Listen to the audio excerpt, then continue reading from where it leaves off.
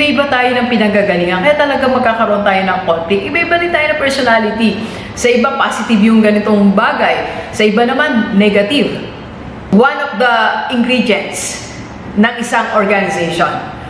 Basta binubuo po ng tao, may conflict.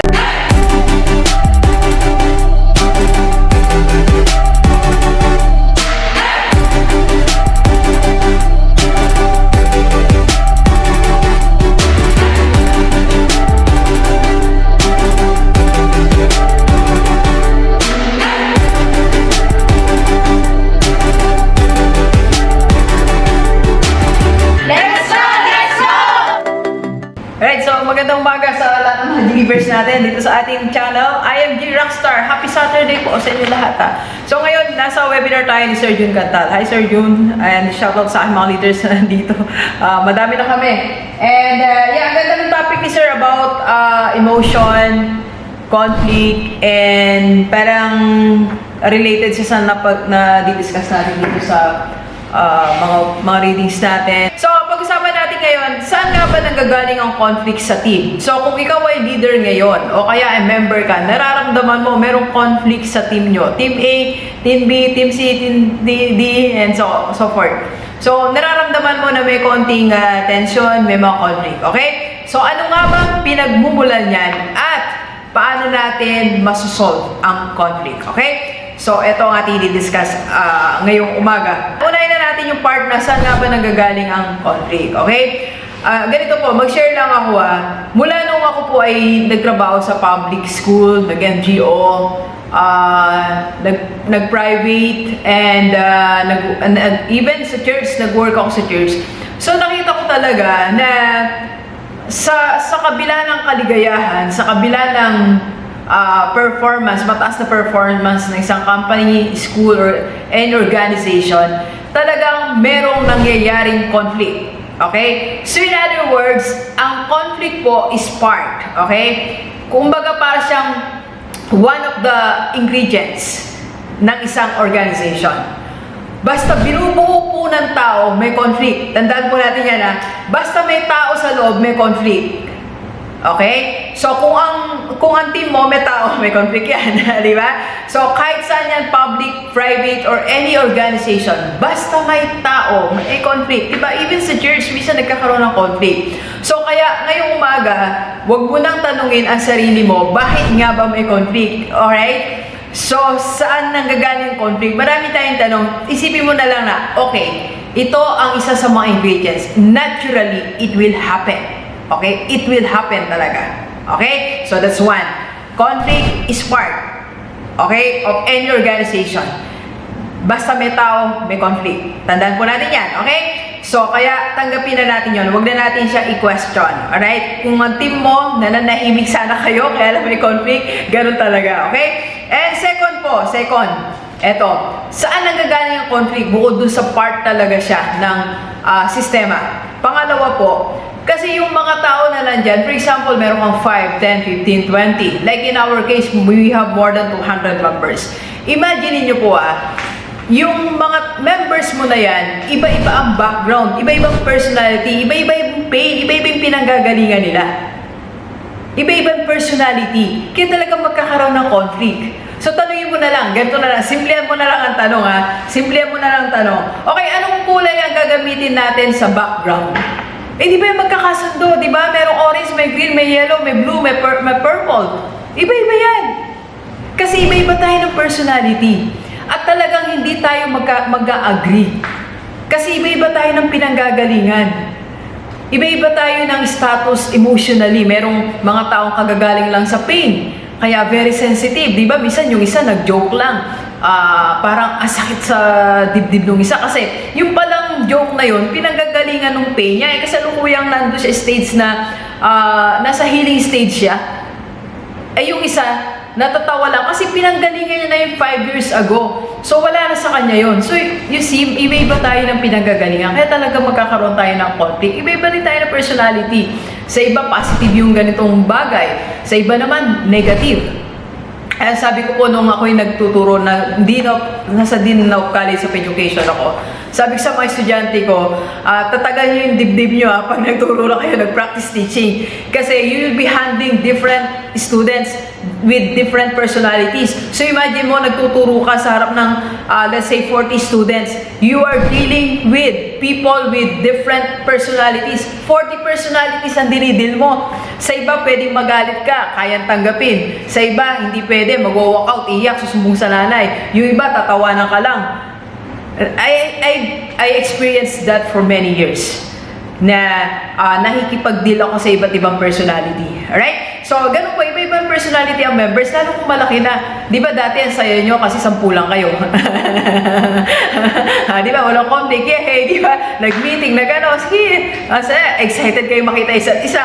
Eh ngayon, 20 na kayo, 30 na kayo, 100 na kayo. Ay, meron na talagang lalabas dyan ng mga conflict, di ba? Alright? Next po, number 3. Number 3. So, saan ba nanggagaling ang conflict? Nanggagaling ang conflict pag namamagnify din siya. In 2 ways, alright? So, for example, ikaw sa sarili mo, yung self-magnification, ano ko lang yan ibang term ko lang po yan term ko lang. So, halimbawa, pag ikaw po ay nagtampo ka sa leader, sa kay Rockstar, nagtampo ka kasi hindi ka niya nabati. So, maya-maya, makikita mo na hindi ka na naman niya nabati, second webinar. So, minamagnify mo na siya. Or maybe, medyo napagalitan ka nung leader mo, nagtampo ka ng konti.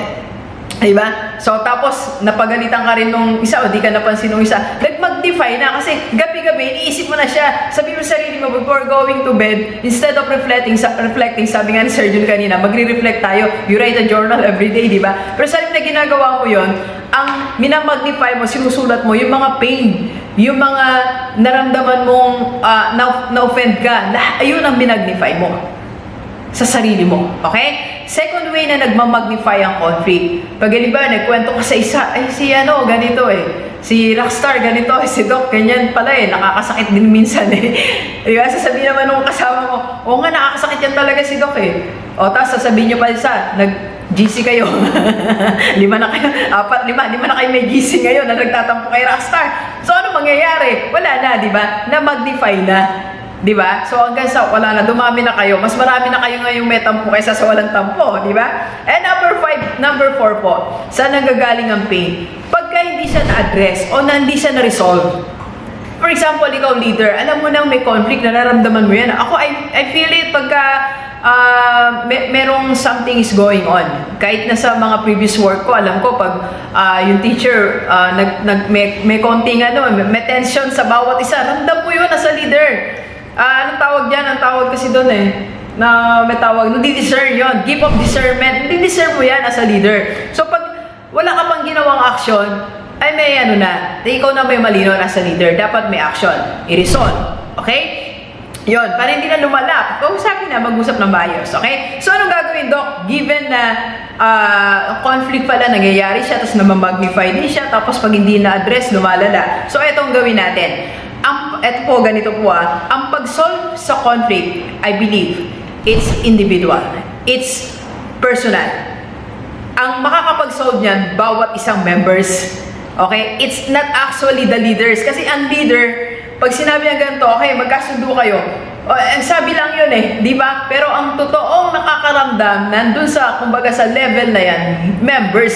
Kaya dapat ang member makaisip ng 4 na to. Okay? Unang-una, pag na-offend ka sa iba mong kapwa mo member, ang target mo na lang, palipasin na lang muna. Diba? Kung once lang, twice, Doc, twice na sige lang. Twice, sige lang. Palipasin mo, baka kasi may problema lang siya. Baka meron lang din siya pinagdadaanan. Baka di niya sinasadya. Bigyan mo ng justification ba? Palipasin mo lang muna. Huwag ka agad lista, diba? Huwag ka agad lista ng mali. Diba? In the same way, tayo din may mali pag naglistahan tayo, baka kailangan natin ng isang rim every day, ng isang buwan. Diba? Huwag na maglista ng mga mali, palipasin. Okay? Next, second po, number 2. Sabi nga kanina ni Sir John, avoid presumptions. Huwag tayong mag-assume ng reason. Huwag tayong mag-assume. Kagaya kagabi, meron kaming MO eh. So, walang nag-MC. So, pwede ako mag-assume na yung MC hindi gumawa. Pwede agad ako magalit. Pero hindi, ay ask mo na. Sino ba dapat MC? Wala palang MC. Wala palang naka-assign, kaya wala nag-MC. So, kung mag-assume ka na si ano pala kung inassume ko si ano leader, hindi niya ginawa, magagalit na agad. Hindi ganon. Avoid assumptions. Avoid yung mga hula-hula. Yung pakiramdam ko kasi siya may kasalanan, Dok eh. Pakiramdam ko talagang problema natin yung tao na yan eh. Eh, pakiramdam mo yun. Eh, ang puso natin, di ba sabi sa Bible, mandaraya yan eh, di ba? Pakiramdam mo lang yan. Okay? So, ang dapat natin gawin, tanungin, sino ba talaga? Di ba? Mag-base tayo sa sa rational bago tayo magalit, okay? And number 3, pag-pray natin. Pag-pray mo sarili mo, pag-pray mo yung siya, pag-pray mo yung team nyo. Pag pinag-pray mo yung team mo, hindi ka magagalit eh. Pag sinabi mo, Lord, tulungan mo po yung team ko na makaraos kami, makapag-mission kami ng mas madami, makatulong kami ng marami pa, at the same time, magkaroon kami ng income. Pag yan ang prayer mo, pag may mali yung team mo, pababayaan mo na lang. Kasi alam mo yung prayer mo, pagkakasundo eh. Ang prayer mo, makapag-mission tayo. Kaya hindi mo napapansin yung mga maliliit na bagay. Pag pinasin-pansin mo yan, baka di tayo nagpipray, di ba? Pag-pray tayo. And number 4 po, ito, yan. Mahalin mo na lang, love, di ba? Mahalin mo siya. Mahalin mo to, mahalin mo. Mahalin mo yung members mo, mahalin mo ang leaders mo, mahalin mo yung co-members mo. Yun lang. When you love covers everything. May isa nagtanong sa akin, sa member ko sa Rockstar, Dok, di ka ba nagalit kasi ganito yung nangyari? Eh, nagagalit ako, pero mas, manaibaw yung pinagpipray ko kayo, kasi pinagpray ko kayo dumating sa team ko, ngayon nandiyan kayo, pagagalitan ko ka lang kayo, hindi pwede, di ba? Mamahalin ko kayo, pinagpipray ko kayo. Okay? So, ganun ang ating attitude sa ating lahat. Okay? So, sana nakatulong ako sa lahat ng mga may team na meron mga conflict o nag-a-arise na conflict, it's natural, and sana nakatulong ang vlog na to. Okay? Alright, so ayan ang challenge ko sa'yo. Magpatawaran, palipasin, at gawin ang mission para mas makatulong at the same time, mas lumaki ang income mo. Yun na lang pag malaki income mo, sasaya ka din eh, makapag-shopping ka, di ba? Pa-order nga, hello Shopee, hello Lazada. Okay? And please share this video sa lahat ng mga kaibigan natin dito sa Pilipinas. And sa first time po tayo mapanood sa IMG Rockstar Team. So, PM lang kayo if you want to join my team, or doon sa iba naman po na wala pang team, yung nag-send ng link na to, mag-join ka na sa team niya. Okay? Maraming salamat!